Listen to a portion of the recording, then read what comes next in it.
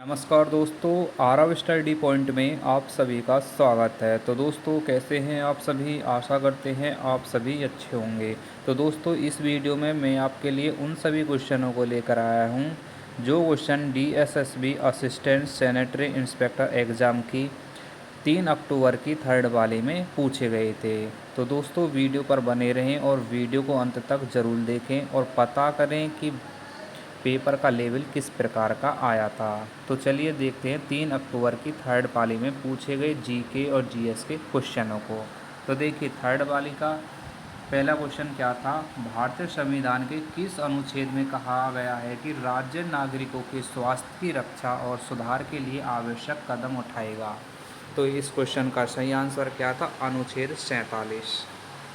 देखिए, अगला क्वेश्चन क्या पूछा गया था? नगर निगमों में स्वच्छता पर अपशिष्ट प्रबंधन की जिम्मेदारी मुख्यतः किस विभाग की होती है? तो सही आंसर क्या था इसका? स्वास्थ्य विभाग। देखिए, अगला क्वेश्चन पूछा गया था स्वच्छ भारत अभियान का शुभारंभ किस वर्ष और किस तिथि को किया गया था? तो सही आंसर था 2 अक्टूबर 2014 को। अगला क्वेश्चन पूछा गया था विश्व स्वास्थ्य संगठन का मुख्यालय किस शहर में स्थित है और यह किस वर्ष स्थापित किया गया था? तो सही आंसर था इसका जेनेवा 1948। देखिए, अगला क्वेश्चन पूछा गया था मलेरिया की रोकथाम हेतु फॉगिंग में प्राय कौन सा रसायन प्रयोग में लाया जाता है? तो सही आंसर क्या था? मलेथियान। देखिए, अगला क्वेश्चन क्या पूछा गया था दिल्ली नगर निगम अधिनियम किस वर्ष लागू हुआ था जिसके अंतर्गत स्वच्छता निरीक्षकों की नियुक्ति होती है? तो सही आंसर था 1957। अगला क्वेश्चन था ठोस अपशिष्ट प्रबंधन नियम भारत में किस वर्ष लागू किए गए थे? तो सही आंसर था 2016। फ्रेंड्स, आपसे रिक्वेस्ट है, अभी तक आपने हमारे चैनल को सब्सक्राइब नहीं किया है तो प्लीज़ चैनल को सब्सक्राइब कर लें। आपको बता दें, इस चैनल पर सभी गवर्नमेंट एग्ज़ामों का रिव्यू कराया जाता है। तो देखिए, अगला क्वेश्चन क्या था? सतत विकास लक्षण के अंतर्गत स्वच्छ जल और स्वच्छता को किस लक्ष्य में रखा गया है? तो सही आंसर था इसका लक्ष्य 6। देखिए, अगला क्वेश्चन था हैजा रोग का मुख्य कारण कौन सा जीवाणु होता है और यह किसके द्वारा फैलता है? तो सही आंसर था इसका विब्रियो कोलेरी। और किससे होता है ये? दूषित जल से। देखिए, अगले क्वेश्चन में पूछा गया था राष्ट्रीय शहरी आजीविका मिशन में शहरी गरीबों की आजीविका और स्वच्छता सुधार हेतु किस वर्ष से किया जा रहा है? तो सही आंसर था 2013। अगला क्वेश्चन देखिए, भारत सरकार द्वारा स्वच्छ सर्वेक्षण सर्वेक्षण कब से प्रारंभ किया गया? तो सही आंसर था 2016। नेक्स्ट क्वेश्चन, स्वच्छ भारत मिशन किस मंत्रालय के अंतर्गत कार्य करता है? तो सही आंसर था जल शक्ति मंत्रालय। अगला क्वेश्चन पूछा गया था जल जनित रोगों से बचाव हेतु WHO द्वारा प्रतिदिन प्रति व्यक्ति कम से कम कितने लीटर सुरक्षित जल की अनुशंसा की गई है? तो सही आंसर था 20 लीटर।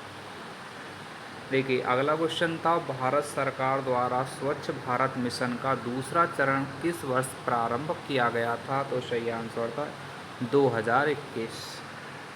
अगला क्वेश्चन था राष्ट्रीय ग्रामीण स्वास्थ्य मिशन किस वर्ष प्रारंभ किया गया था? आंसर था 2005।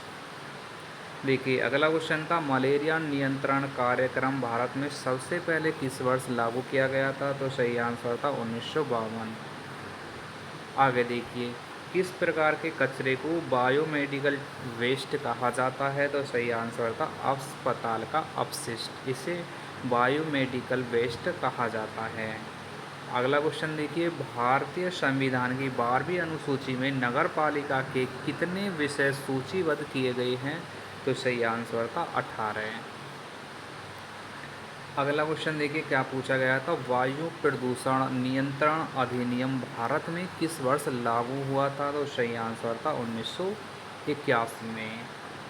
अगला क्वेश्चन था नदियों और जलाशयों के प्रदूषण को रोकने हेतु जल अधिनियम किस वर्ष लागू किया गया था? तो सही आंसर था 1974।